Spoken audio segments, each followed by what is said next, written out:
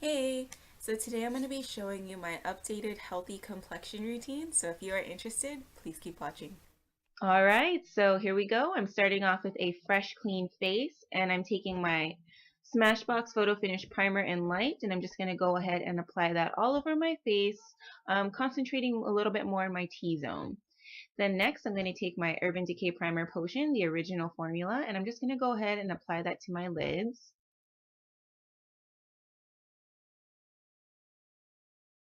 So the next thing I'm going to apply is my Smashbox Hydrating Under Eye Primer just to the under eye area because that tends to be dry.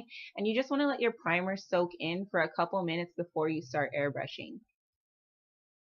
And now on to the airbrushing. So here I'm just going to go ahead and conceal my dark circles. So here I'm taking light golden beige and I'm just applying it in light strokes with my compressor dial at 10 o'clock just because the eye area is very sensitive. You want to make sure that your pressure is pretty low. And I'm just going to go ahead and conceal my under eye circles using this light golden beige just because it's 2 shades lighter than my normal foundation color. And then I'm also going to apply it as a highlight to the areas that I want to be a little bit lighter on my face. And taking this light golden beige, I'm also going to apply it to conceal the discoloration on my eyelids. So I'm going to take that color all the way up from my brows down to my lash line. So anytime you're applying color to the eyes with the airbrush, you really want to make sure that your compressor speed is pretty low. Here my compressor is at 10 o'clock. I'm also going to apply it to my cheekbones just to make them a little bit lighter, and it's like an added highlight.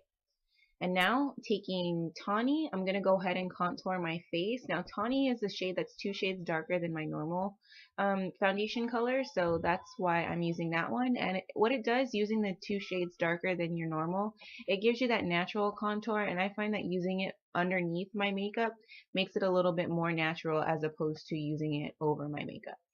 So I'm just applying it to my cheekbones, underneath my cheekbones, and then I'll take it up to my temples and kind of drag it toward the center of my forehead and underneath the jawline. Now the next thing I'm going to do is I'm going to go ahead and start concealing a little bit with my airbrush makeup, just on the areas where I know it's very light or there's discoloration. I'm going to go ahead and conceal my acne scars and the redness around my nose and things like that. I am concealing my blemishes with my foundation color. Here I'm using the Colair line, a mixture of C130 and C125. My normal foundation shade is dark golden beige, so the C130 was the closest to dark golden beige in the Colair line, but it was a little bit too dark for me at first, so after speaking with a representative from Dinair, they did recommend that I use C125 in conjunction with my C130 to get my perfect shade. And now I'm just going to go ahead and apply that same mixture all over my face, like I would normally apply my foundation. So I'm just going to do small circular motions. My compressor dial is at 12 o'clock, and I just want to make sure to concentrate the majority of the color on the areas that I know need a little bit more coverage. My face is fairly lighter than my neck and chest, so I really want to make sure that I don't miss any spots or no spots are too light.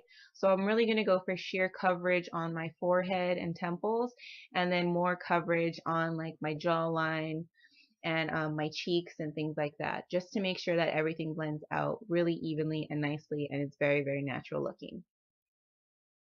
When you're doing your air foundation, you really want your compressor dial to be at 12 o'clock, and you want to make sure that you're constantly moving your airbrush gun just to avoid any hot spots.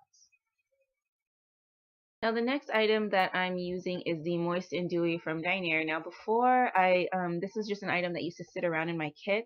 It wasn't until I came across one of Dinair's previous blog posts that I decided to go ahead and try it again. And I found that with the Colair, this product like works perfectly on getting my skin to look really, really natural. So because I have oily skin, I just want to make sure to avoid it in the T-zone, but I do apply it to my cheeks, sometimes my under eye area, and my neck for an extra glow. So I like to go back and forth between my airbrush blush and my traditional blush. So today I'm going to be showing you how I do it with my traditional blush. And here I'm using one of Milani's baked blushes in the shade Luminoso. And I'm just applying it with my Real Techniques blush brush. I like this brush a lot just because it applies it very evenly to the skin in a very light fashion. And the brush, the way it's shaped, it just blends it out very nice, and I find that it gives a very natural finish that is very similar to my airbrush blush. When I'm not doing my blush with the airbrush, I do like to use this technique with the brush and the Milani Baked Blush. Now here I'm just applying it to my cheekbones, trying to kind of avoid the apple of my cheek too much. I find just applying it to the cheekbones gives a more natural finish. And we can't forget our lips. So here I'm just using Maybelline's Baby Lips, and I'm just applying that to my lips the way I would apply chapstick or anything to moisturize my lips. And we can't forget our eyebrows. So when I'm not airbrushing my eyebrows, I like to use Anastasia Beverly Hills Brow Duo in dark brown or brunette. And I'm just applying that like so, just making sure that the ends are even and the thickness is right, and also filling in any of the spaces where the brow hairs are scarce. So using this brow duo is just my backup when I'm not doing my eyebrows with my airbrush makeup. I use dark brown for my brows, and that's a color that I use a lot on my lids with my eyeshadow videos. So I do like to conserve that color as much as I can. So of course I'll go ahead and use the Anastasia Beverly Hills one instead of the dark brown. That way I can save it to do more eyeshadow looks. Now the last step is just to take a spoolie brush and go ahead and brush through to get off any excess product, as well as make sure all my brow hairs are going in the same direction. And this is the end result to this routine, a nice healthy complexion. Thank you so much for watching, and please don't forget to like, comment, and subscribe.